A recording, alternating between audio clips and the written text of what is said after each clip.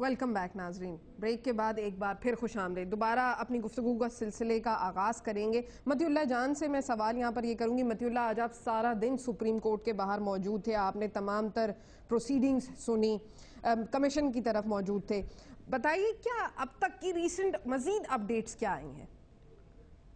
صوفیہ، ہم صحافیوں کے لیے تو یہی بڑی خبر تھی کہ منصور اعجاز پردہ اسکرین پہ نمودار ہو گئے. بالکل. منصور اعجاز کا ہم نے بھی بہت انتظار کیا، بہت دیدار کا انتظار تھا، مگر بہت بیتاب تھے ہم سب. اور آج منصور اعجاز جب اسکرین پہ نمودار ہوئے تو ہم نے بھی سکون کا سانس لیا. مگر جو ہی بیان ریکارڈ کرانا انہوں نے شروع کیا تو زاہد حسین بخاری جو حسین حقانی کے وکیل ہیں، ان کی طرف سے قانونی اعتراضات کی بوچھاڑ شروع ہو گئی، جس کے بعد معاملہ ایسا لٹکتا نظر آیا کہ اب لگ رہا ہے ہماری کئی راتیں اور کئی صبح جو ہے وہ منصور اعجاز کے ساتھ گزرے گی اسلام آباد ہائی کورٹ میں. مگر آج کا بیان صوفیہ، جو دلچسپ بات یہ تھی کہ آج منصور اعجاز نے جو بیان دیا، یہ بنیادی طور پہ انہوں نے دہرایا ان تمام باتوں کو، ان تمام واقعات کو، ان تمام پیغامات اور گفتگو کے ریکارڈ کو جو انہوں نے تحریری طور پہ ایک حلف نامے کی صورت میں پہلے بھی کمیشن کے سامنے پیش کیا. اور اس حلف نامے کے اوپر سب سے پہلا تکنیکی اعتراض حسین حقانی کے وکیل نے کیا.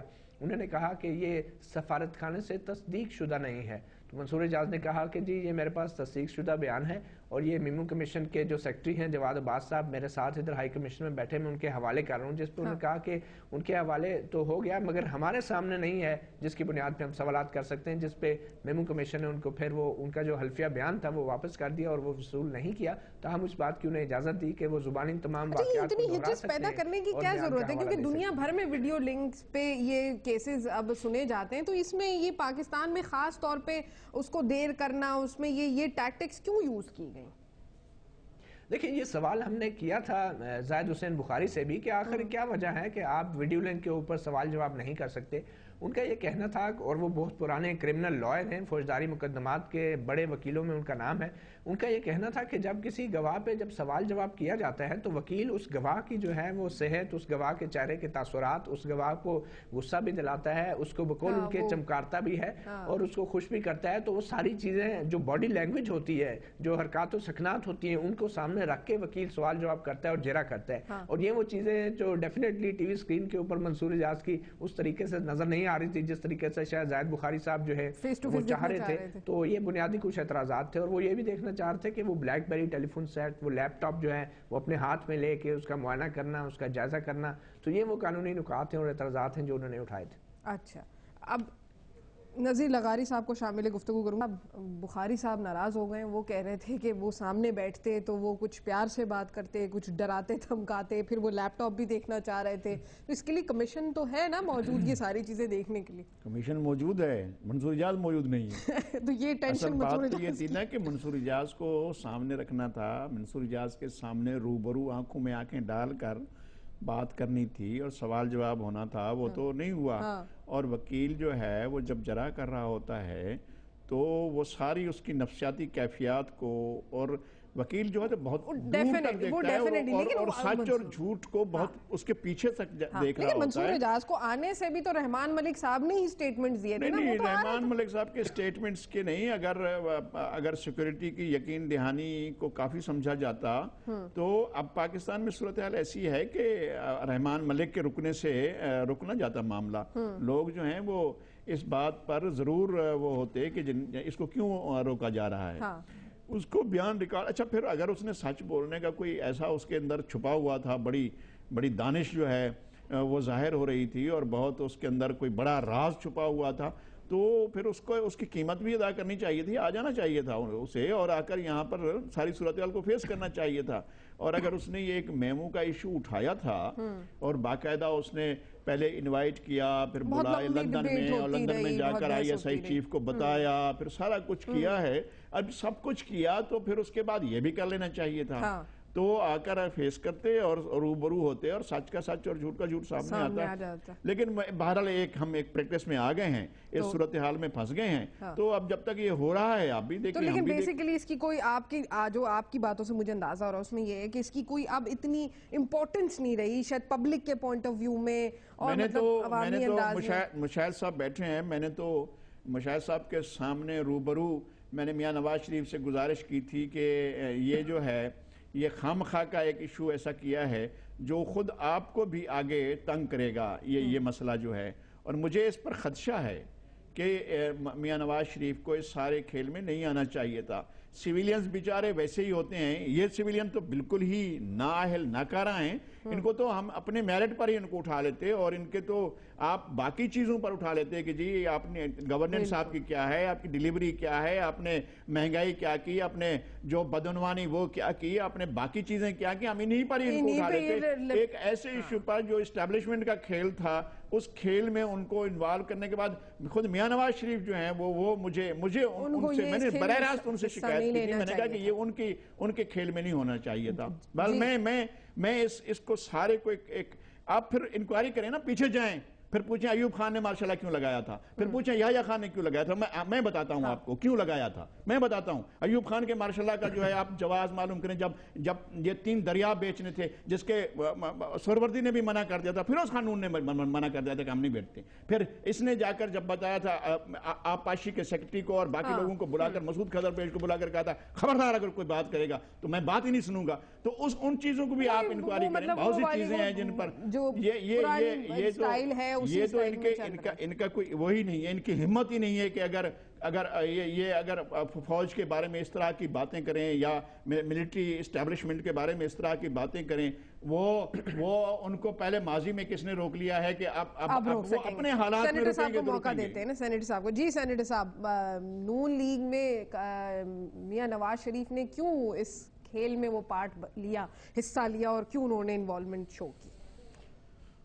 کیونکہ اس میں وہ مسودہ پرانا ہے, عنوان نیا ہے والا حساب ہے. جی بسم اللہ الرحمن الرحیم. دیکھیں بات یہ ہے کہ ایک انتہائی اہم یعنی کہ یہ منصور اعجاز کے جو انکشافات تھے ریگارڈنگ نیوکلیئر ایسیڈز اور یہ فوج جو ہے حکومت کا تختہ الٹنا چاہتی ہے, ہو سکتا ہے یہ سارا جھوٹ ہو, لیکن ہم یہ سمجھتے ہیں کہ اگر یہ جھوٹ تھا یا سچ تھا تو اتنی بڑی باتیں کیا یعنی کہ یہ حق نہیں ہے پاکستان کے عوام کا کہ انہیں پتہ لگے کہ یہ باتیں سچ ہیں یا نہیں ہیں. اور اگر آپ ان باتوں کو صرف اس وجہ سے اگر درخور اتنا نہ سمجھیں کہ سہروردی نے کیا کیا تھا یا لیاقت علی خان کے ساتھ کیا ہوا تھا یا ایوب خان کے ساتھ کیا ہوا تھا, تو وہ جو بھی کچھ ہوا تھا اس کے بارے میں لوگ آج اچھی رائے تو نہیں رکھتے نا کہ اگر لیاقت علی خان کے قاتل نہیں پکڑے گئے تو کوئی اچھا کام تو نہیں ہوا تھا. اور اگر یہ ساری باتیں آج بھی نہیں ہونی تو پھر یہ جو 4 سال اس حکومت نے گزار دیے ہیں, جو کرپشن کی ہے, جو اس ملک کو برباد کیا ہے, جو بلوچستان میں جو کچھ ہو رہا ہے, یہی تو وہ کہہ رہے ہیں بات نگاری صاحب, یہی بات تو مشاہد صاحب کہہ رہے ہیں کہ ان ایشوز پہ ان کو گرل کرتے ہیں نا, میمو ایشو کو لانا it is very unwanted maybe, کیونکہ وہ یہ بات تو ایک حقیقت ہے. آج میں بھی عوام سے جا کے یہ سوال جب پوچھتی ہوں کہ آپ کو میمو اسکینڈل کے بارے میں کیا پتا ہے یا آپ کا کیا انٹرسٹ ہے, آپ کو کیا لگتا ہے, ان کا کوئی جواب نہیں آتا. وہ صرف وہی 3-4 چیزیں کہتے ہیں, روٹی کپڑا مکان کہاں ہے.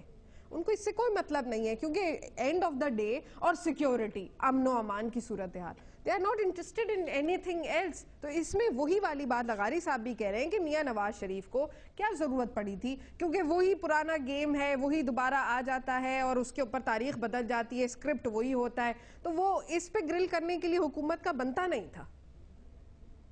دیکھیں بات یہ ہے کہ میاں نواز شریف کی ساری سیاست اس بنیاد پہ ہے کہ وہ یہ سمجھتے ہیں کہ اس ملک میں جتنے بھی ادارے ہیں وہ اپنی اپنی آئینی حدود میں رہ کے کام کریں.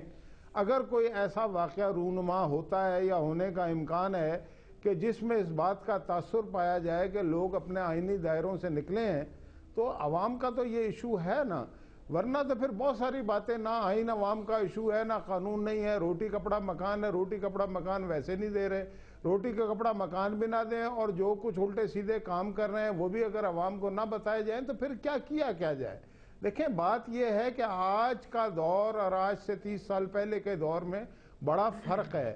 آج میڈیا جو ہے وہ فوٹیج دکھاتا ہے. ابھی بات ہو رہی تھی کہ جی وہ ان کے وکیل نے کہا حسین حقانی کے کہ جناب میں ان کی حرکات و سکنات نہیں دیکھ پایا. ابھی آپ میرے تاثرات دیکھ رہی ہیں نا بیٹھی کراچی سے, میری حرکات و سکنات بھی دیکھ رہی ہیں, تو یہی چیز لندن سے بھی بیٹھ کے دیکھی جا سکتی ہے.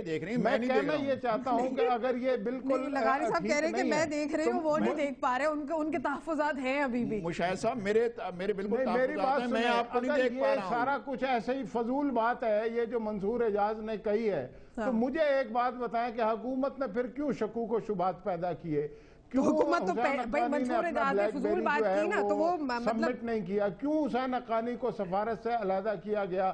کیوں منصور اعجاز کو دھمکیاں دی گئیں کہ تمہارے خلاف مقدمے بنیں گے, غداری کے مقدمے بنیں گے, یہاں تھانوں میں FIR درج کرائیں؟ اس کو ایک فورنر کو, وہ منصور نام کا آدمی ضرور ہے لیکن وہ اصلی منصور نہیں ہے, وہ زہر کا پیالہ پینے والا منصور نہیں ہے, وہ امریکی منصور ہے کہ جس کو آپ ذرا سا ڈرائیں گے تو وہ تو نہیں آئے گا, ورنہ تو وہ آنے کو بھی تیار تھا. اب یہ سارے کام اگر انہوں نے کیے تو اس کا مطلب ہے دال میں تو کہیں کالا ہے. اگر وہ دال میں کہیں کالا ہے تو کیا اس کالے کو باہر ریمن ڈیوس کو نہیں روک سکے, نکالنا منصور اعجاز کو کیا روکتے؟ وہ تو بندے قتل کر چکا تھا اور لاہور کی جیل میں تھا, جیل سے نکال کر وہ ساتھ لے گئے. آپ منصور اعجاز کو کون روک سکتا ہے؟ کون اس کی سیکورٹی کو بریچ کر سکتا ہے؟ یہ کس کی مجال ہے کہ سیکورٹی کو بریچ کرے؟ یہ تو خامخواہ کی بات ہے. وہ اس کو تو یہاں آنا چاہیے تھا, یہاں آ کر بات ہوتی اور زاہد بخاری صاحب کو بھی شکایات نہ ہوتی جو وہ شکایات کر رہے ہیں. نہیں لیکن دیکھیں وہ آتا تو اسی وقت نہ جب اس کو آنے دیتے. جب آپ یہاں سے بیٹھ کے ایک ایسے ملک سے دھمکیاں دی جا رہی ہیں جہاں پہ روزانہ اغوا برائے تاوان ہوتا ہے, جہاں پہ فارنرز کو اغوا کر لیا جاتا ہے, جہاں پہ خودکش حملے ہوتے ہیں, وہاں کی حکومت, وہاں کے وزراء جب دھمکیاں دیں گے تو پھر آپ کیسے توقع کرتے ہیں کہ ایک امریکی منصور جو ہے اپنا جان ہتھیلی پہ رکھ کے آئے گا اور سچ بولے گا؟ نذیر لغاری صاحب. ہاں نہیں میرا اب بھی کہنا ہے اگر اس نے سچ ہی بولنا ہے تو پھر بولے نا. مسئلہ یہ ہے کہ اگر منصور بنا ہے تو پھر منصور بنے, پھر آئے اور اس ساری صورتحال میں تو کہہ رہا ہوں نا میرے بھائی کہ وہ منصور نہیں ہے, وہ سچ بولنا چاہتا ہے لیکن قیمت نہیں کوئی ادا کرتا. یہی تو آج کی دنیا کا مسئلہ ہے کہ بہت سارے لوگ سچ بولتے ہیں, میں بھی سچ بولتا ہوں, آپ بھی سچ بولتے ہیں, لیکن قیمت کوئی ادا کرتا ہے. تو وہ تو امریکی منصور ہے, وہ کہاں سے قیمت ادا کرے گا؟ اگر آپ خود ملوث نہیں ہے تو آپ کو کیا ضرورت تھی اسے دھمکیاں دینے کی؟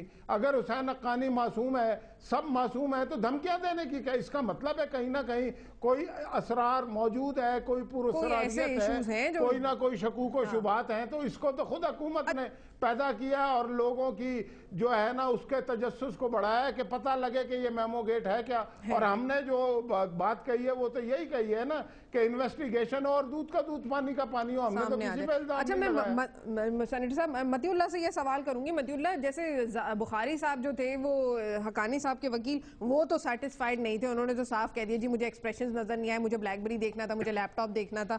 تو باقی جج صاحبان جو کمیشن میں موجود تھے وہ سیٹسفائیڈ آپ کو محسوس ہوئے کیا؟ ان کے کیا ایسے تاثرات تھے کہ وہ جو بھی باتیں منصور اعجاز نے کی ہیں آج اس میں کچھ ایسی چیز تھی, آپ کو لگتا ہے کہ کوئی ایسا سبسٹنس تھا جس سے کیس آگے بڑھے؟ دیکھیں صوفیہ, بہت مشکل ہے یہ کہنا معزز جج صاحبان کے چہرے کے تاثرات کو دیکھ کر کہ کیا وہ کسی کے بیان سے مطمئن ہوئے یا نہیں ہوئے. صرف جسٹس قاضی فائز عیسیٰ کافی متحرک ہیں اور زیادہ تر سوالات اور زیادہ تر قانونی جو نکات ہیں وہی اٹھاتے ہیں اور حکم بھی وہی لکھواتے ہیں.